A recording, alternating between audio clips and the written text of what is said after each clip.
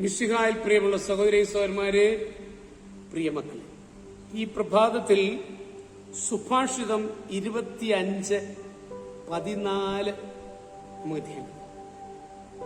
Book of proverbs chapter 25:14.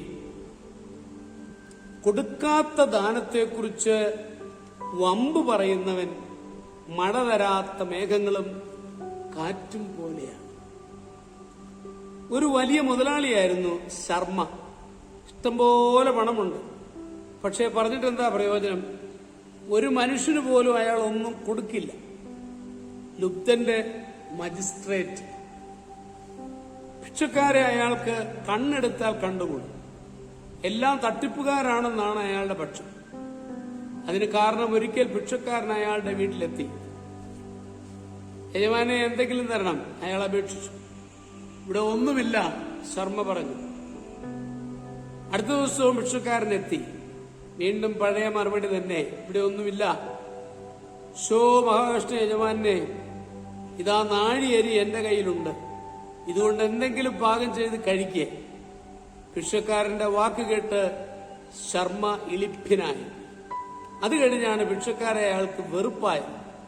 ഇപ്പോൾ പട്ടിയെ വിട്ട സാധുക്കളെ കടിപ്പിക്കാനും തുടങ്ങി. പഴയ ഭിക്ഷക്കാരൻ വീട്ടുവാതുക്കളിൽ നിന്ന് ഉറക്കെ വിളിച്ചു പറഞ്ഞു, യജമാനെ, ഒന്നും തന്നില്ലെങ്കിലും വേണ്ടില്ല, പക്ഷെ ഉപദ്രവിക്കരുതേ. അന്യരെ സഹായിച്ചില്ലെങ്കിലും അവർക്ക് ഉപദ്രവമാകുന്ന വിധത്തിൽ ഒരിക്കലും നമ്മൾ പ്രവർത്തിക്കരുത്. മുറിവിനെ നീതി കൊണ്ട് പൊറുപ്പിക്കാം, പക്ഷെ ദയ കാട്ടുന്നവന് ദയ തന്നെ നൽകണം. കൺഫ്യൂഷ്യസ് പറയും.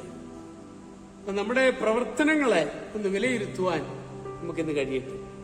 നമ്മൾ കർത്താവിശ്വമിശിഹായുടെ കൃപയും പിതാവായ ദൈവത്തിന്റെ സ്നേഹവും പരിശുദ്ധാത്മാവിന്റെ സഹവാസവും പരിശുദ്ധ അമ്മയുടെ മധ്യസ്ഥതയും നിങ്ങളെല്ലാവരോടും കൂടി ധാരാളമായിട്ടുണ്ടായിരിക്കും, എപ്പോഴും എപ്പോഴും എന്നേക്കും. ആമേൻ.